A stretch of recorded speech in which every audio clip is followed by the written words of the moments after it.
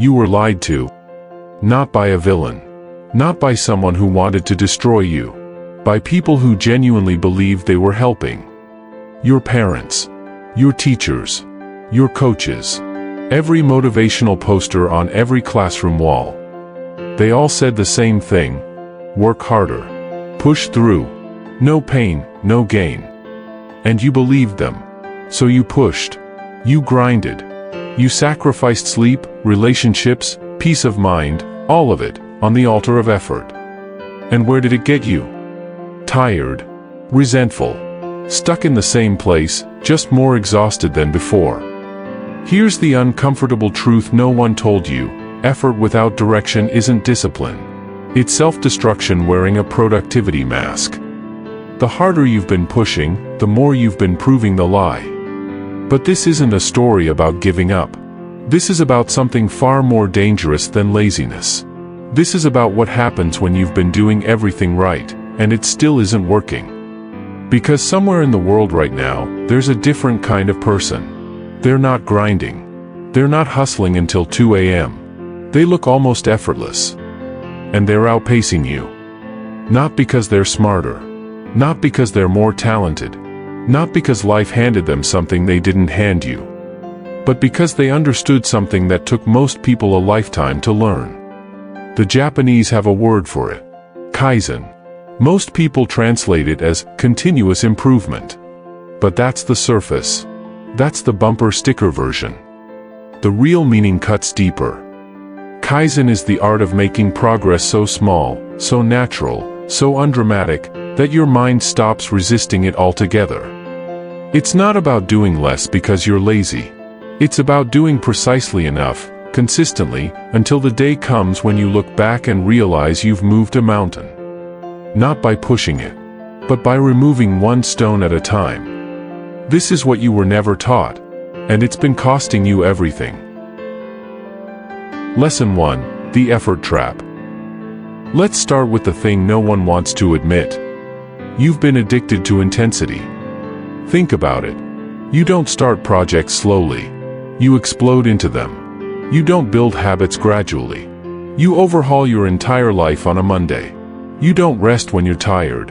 You push until you collapse, then wonder why you can't sustain anything. This is the effort trap. It feels like discipline. It looks like hustle. But underneath it, there's a quiet, invisible mechanism working against you. Every time you force yourself past your natural threshold, your brain registers one thing: this is dangerous. Not difficult. Not challenging. Dangerous. And the brain does what it was built to do. It resists. It procrastinates. It finds 47 reasons why today isn't the right day to start. You think you're lazy. You're not. Your nervous system is protecting you from the intensity you taught it to expect. Kaizen was born in post-war Japan, in factories that had been bombed to rubble. The engineers couldn't rebuild everything at once. So they didn't try to. Instead, they asked one small question every single day. What is one thing we can improve by just 1%? Not 10%. Not a complete transformation. 1%.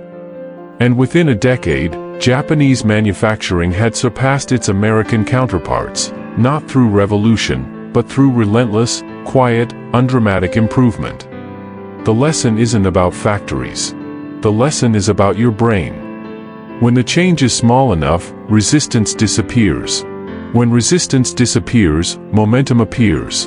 And momentum, once started, is almost impossible to stop. Stop trying to transform yourself overnight. Start asking, what is the smallest version of this that I can do right now? Not the most impressive version. Not the version you'd post online. The smallest version that still moves you forward. That's lesson 1. The effort trap is real. And the exit is smaller than you think.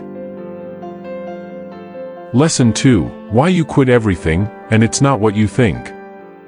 You've started over more times than you can count. New habit. New routine. New version of yourself. January 1st, Monday morning, the day after a breakdown. You start strong. You feel the momentum. And then, somewhere around week 2 or 3, you stop. You tell yourself you lost motivation. But motivation had nothing to do with it.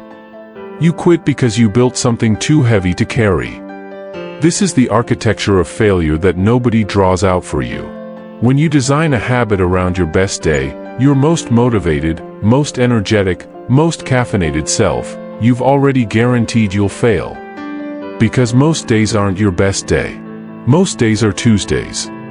Kaizen teaches something that sounds almost insulting in its simplicity. Design your habits around your worst day. The day you're exhausted. The day everything went wrong. The day you don't want to do anything at all. What's the smallest version of your habit that you can still do on that day? 2 minutes of reading instead of 30. 1 push-up instead of 50. 1 sentence in your journal instead of a page. Not because 2 minutes will change your life, but because 2 minutes on your worst day is infinitely more powerful than 50 minutes that never happens. This is what consistency actually looks like. Not a perfect streak. Not an unbroken chain.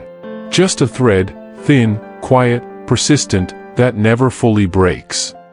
The Japanese call this a basho, the sense that something has a place it belongs. When a habit has a place in your worst day, it belongs to your life. When it only exists on your best days, it's just a fantasy you revisit every Monday. Stop building for your best self. Start building for the version of you who is tired, frustrated, and barely showing up. That version of you needs a system too. And when you give them one, something shifts. Not dramatically. Not overnight. But it shifts. Lesson 3, the compound effect of small wrongs. Here's something that will make you uncomfortable. The reason your life feels stuck isn't one big problem. It's 1,000 tiny ones you've decided are too small to fix. The notification sound that interrupts your focus 17 times a day. The desk that's just cluttered enough to make starting feel exhausting. The morning routine that's just chaotic enough to guarantee you begin every day already behind. You've been ignoring these things because they feel too small to matter. But they do the opposite of what you think. Small friction, accumulated over time, creates something that psychologists call decision fatigue. Your willpower isn't a muscle that gets stronger the more you use it. It's a battery. And by the time you've fought through 100 small resistances, the notification, the clutter, the chaos, there's almost nothing left for the things that actually matter. You don't have a discipline problem. You have an environment problem. Kaizen's greatest insight wasn't about effort. It was about systems. The Japanese engineers didn't just ask workers to try harder. They redesigned the environment so that good outcomes were easier than bad ones. They called it pokayoke, mistake-proofing, not relying on human willpower. Designing the situation so the right choice is automatic. What does that look like in your life? Put your phone in a drawer before you sit down to work. Not across the room. In a drawer. Out of sight. Lay out your gym clothes the night before. Delete the 3 apps that drain 2 hours from your day while giving you nothing in return. These aren't dramatic gestures. They're pokayoke. They're removing the 1,000 tiny wrongs before they drain your battery. Here's the paradox Kaizen teaches: you don't rise to the level of your goals. You fall to the level of your systems. Make the system easier, and you don't need more discipline. The discipline emerges on its own, because the environment made it the path of least resistance.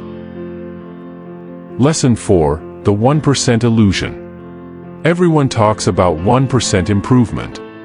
But no one talks about what 1% actually feels like. It feels like nothing. That's the problem. That's also the point. You've been trained by a world of instant feedback, likes, notifications, weight on a scale, numbers on a dashboard, to expect visible, measurable, immediate results.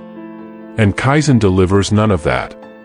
1% better today looks identical to yesterday.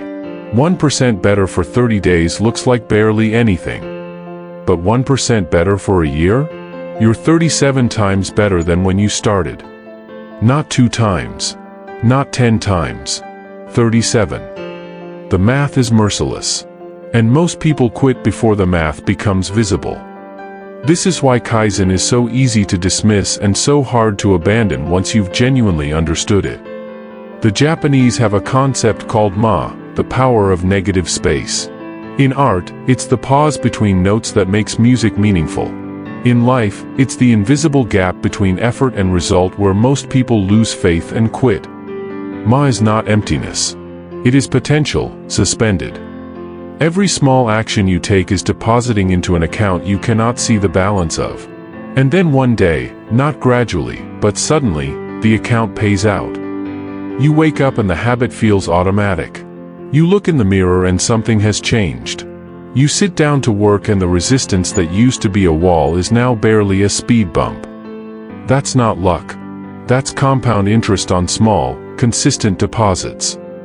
The lesson isn't to trust the process blindly. The lesson is to understand the mechanism, and then let the mechanism do what mechanisms do. Don't chase the feeling of progress. Chase the action that creates progress. The feeling will come. Later than you want. Louder than you expected. Lesson 5. Rest is not the enemy of progress. It's the engine. At some point, someone convinced you that rest was weakness. That the person who sleeps 8 hours is less serious than the one who sleeps 5. That the weekend you took off was the reason you haven't succeeded yet. That recovery is something you earn, not something you need. This belief isn't just wrong. It's quietly dismantling everything you're trying to build. Here's what your biology actually does when you push without recovery. Cortisol, your stress hormone, floods your system. Decision-making degrades. Creativity collapses. Focus narrows to almost nothing. You're not working harder in that state. You're running damaged software and wondering why the output is poor. Kaizen doesn't celebrate exhaustion. Kaizen celebrates rhythm. The Japanese manufacturing philosophy that rebuilt an entire nation after total destruction wasn't built on heroic 80-hour weeks. It was built on sustainable, repeatable, consistent action, every single day, without burning the machine. The worker who performs at 80% consistently outperforms the worker who performs at 100% until they collapse, every single time. This is the thing effort culture doesn't want you to calculate. Because if you calculated it, you'd stop glorifying your exhaustion. You'd start protecting your recovery like it's the most productive thing you do. Because it is. Sleep is when your brain consolidates learning. Rest is when your muscles rebuild stronger. Stillness is when your best ideas arrive, not in the grind, but in the quiet after it. You don't need to earn rest. Rest is part of the work. Stop wearing your exhaustion like a badge. Start treating your energy like the finite, irreplaceable resource it actually is. Lesson 6. The identity underneath the habit. Here's where it gets deep. You've tried to change your behavior. You've set goals, built systems, hired coaches, bought planners. And some of it worked. For a while. Then it didn't. Because you were trying to change what you do without changing who you are. Every habit, every behavior, every action you take is downstream of one thing, your identity. Not the identity you claim. Not the one you post about. The one you actually believe, quietly, in the part of your mind you rarely visit. I'm someone who struggles with consistency. I'm someone who always starts things but never finishes. I'm someone who's good at ideas but bad at execution. You've said these things so many times they stopped being observations. They became beliefs. And beliefs don't just describe behavior. They create it. Kaizen understands this.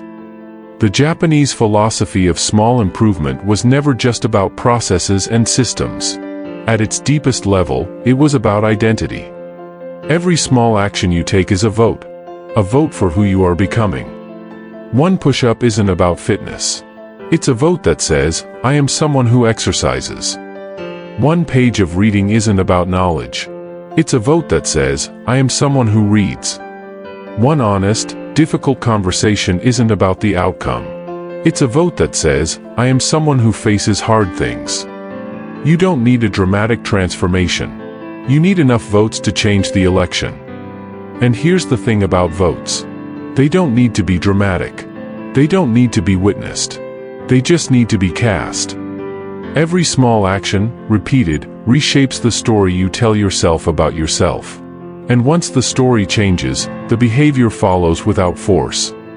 Not because you disciplined yourself into it. Because it became natural. Because it became you. Lesson 7, the life that doesn't need more effort. It needs better direction. You've been pushing hard in a direction you never consciously chose. Think about that. The goals you're grinding toward, did you choose them? Or did you inherit them from a culture that said this is what success looks like? The pace you're moving at, is that yours? Or is it the pace of someone else's urgency that you absorbed somewhere along the way? Most people are exhausted not because they're doing too much, but because they're doing too much of what doesn't actually matter to them. This is the final lesson of Kaizen, and it's the quietest one. Small, consistent steps only take you somewhere meaningful if they're pointed in the right direction. 1% improvement in the wrong direction doesn't get you closer to your life. It takes you further from it, efficiently. So before the next system, before the next habit stack, before the next version of yourself you're designing, ask the question that cuts through everything. What does a life that feels like mine actually look like? Not a life your parents would approve of. Not a life that looks impressive on a resume. Not a life that earns a certain number, lives in a certain place, holds a certain title. A life that, at the end of the day, at the end of your days, you would recognize as yours. Once you know that direction, even imperfectly, even partially. The method is simple. One small step. Today. In that direction. Then one tomorrow. Then one the day after. No explosion. No revolution. No complete life overhaul that falls apart by Thursday. Just a stone removed from the mountain. Every single day.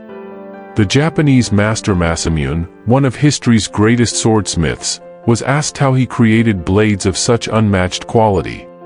He said, "I do not rush. I do not force. I return to the same work, the same fire, the same blade, every day, and I ask only that today's work be slightly better than yesterday's." That's it. That's the whole philosophy. You don't need more intensity. You don't need more suffering. You don't need to prove anything to the part of you that still believes exhaustion is proof of worth. You need direction. You need consistency. You need the humility to trust that small, true actions, repeated, are the most powerful force available to a human life. Everything you were taught about effort was wrong. Not because effort doesn't matter, but because effort without alignment is just noise. Loud, expensive, exhausting noise. The quiet alternative has been here the whole time. 1% better. Every day. In the direction that's actually yours. That's not settling. That's the most radical thing you can do in a world that profits from your urgency. If this helped you think clearer, subscribe and never miss a lesson. Like this video if you're committed to growth, it tells the algorithm you mean it.